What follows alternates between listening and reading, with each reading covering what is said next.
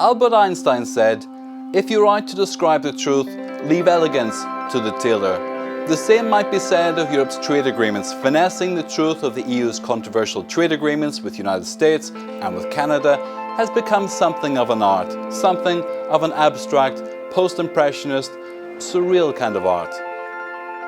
Much of this is a matter of us being able to hear directly from the Cuban people and making sure that they have a voice and making sure that their concerns and their ideas are helping to shape U.S. policy.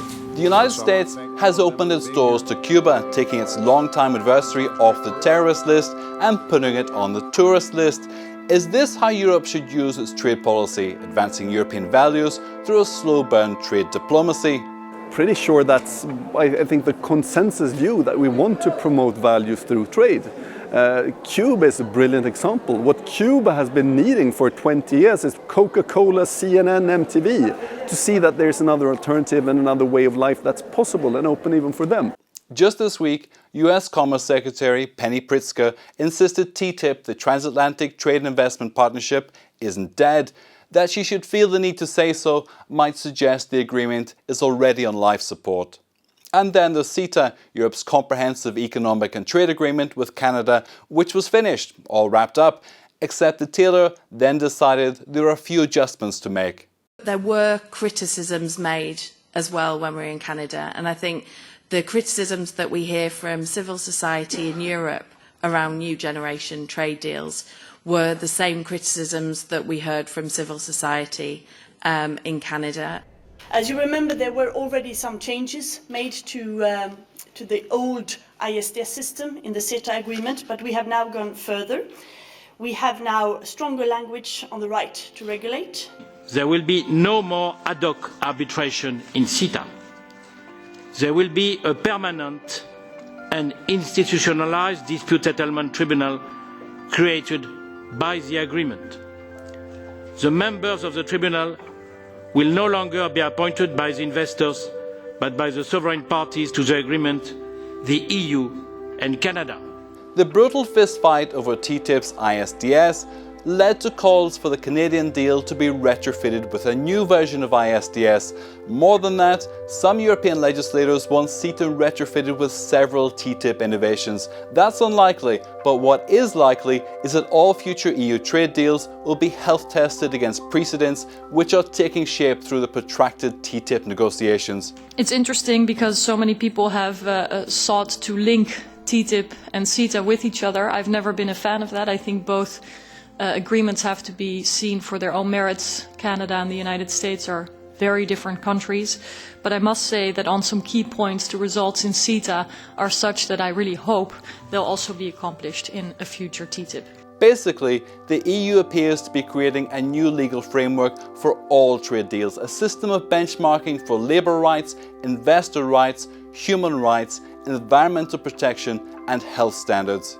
I think the transparency that we've had in TTIP, it's the most transparent deal ever been negotiated by the EU, and that is reflected on a lot of the documentation on CETA being made public throughout the whole of the end of those negotiations. So that's had an impact on that one too.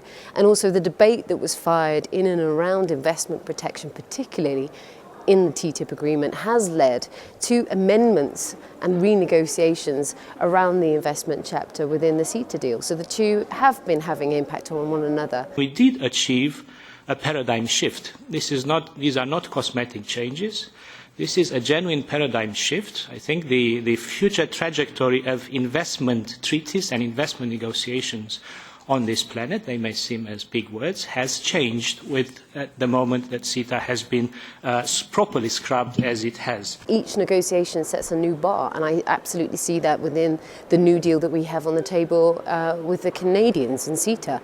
That has the highest levels of protection that we've seen, particularly strengthening of language in the right to regulate, in calling for a greater strength for the arbitrators in their scrutiny of investment protection deals, and absolutely mentioning those environmental and social rights that for the first time within the context with Canada. The Commission has simply bent to myths, and therefore they put themselves in a very, very complicated situation.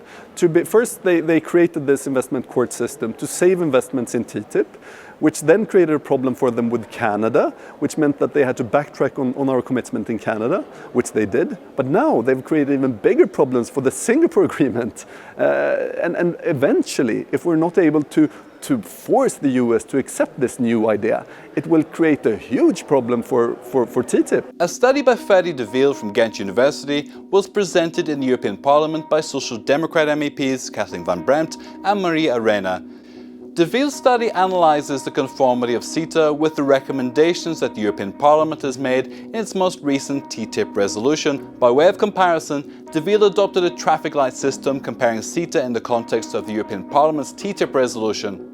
De Ville argues these departures from the European Parliament's position risk sending a signal to future FTA partners, the US in particular, that the EU is willing to compromise on some of its core positions. Is this an issue to do with economics or ethics? I would say it's nor economics nor ethics, it's politics. The fact that some people want to politicize trade more than necessary.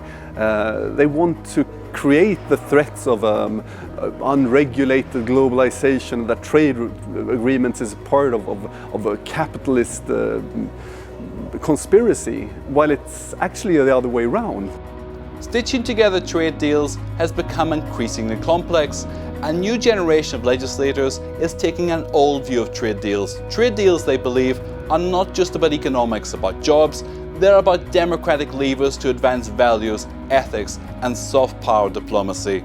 Can we take the same standard of human rights, environmental, labor laws, and apply them to a trade deal with India, or do we need to see a much more flexible range within those principles? I think it's really important that we see that every trade deal is its own negotiation, and not every partner will have the same starting point, and we have to recognise that as the EU, that it's not always going to be possible to get up to those levels. Otherwise we're never going to be able to help developing countries that are going to struggle to reach even the minimum of our standards, let alone setting maximum ones that we have. I had a meeting with a representative from India who said, you shouldn't come and tell us how to interpret fundamental rights. We are the world's biggest democracy. We tried 50 years of you running our show, and we don't want to go there again. And even though I think it's extremely important to make a difference in India when it comes to human rights, one also have to accept the fact that they have sensitivities, and we can't just be imperialist and try to run them over,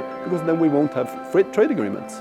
Is this the dawn of a new era in European trade, a trade legal system rooted in ethics and European values? CETA is by far the most far-reaching FTA of the EU, both in terms of market access and trade rules, in particular in setting new standards for investment rules. This is an important signal to our other trading partners, and it shows that the EU can deliver comprehensive and high-ambition FTAs, even with key agricultural exporters, without cutting ambition or lowering standards. We've been calling for this to speed up. I joined that committee thinking we need to desperately reach out to the rest of the world during an economic crisis to find that it's moving at a snail's pace. That is just not proving that the EU is open for business, and the length of time it takes us to go through our internal process when it comes to trade negotiations, we have to review, we have to speed up, we have to streamline it to show that we're really up for the game.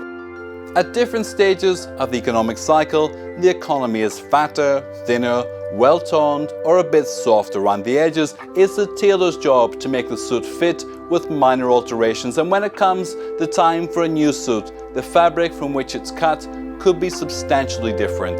The weave, the texture, the stitching all make a statement about who we are and what we value. Trade is more than a matter of elegance, it's a matter of truth, a virtuous economic cycle that takes skilled tailors.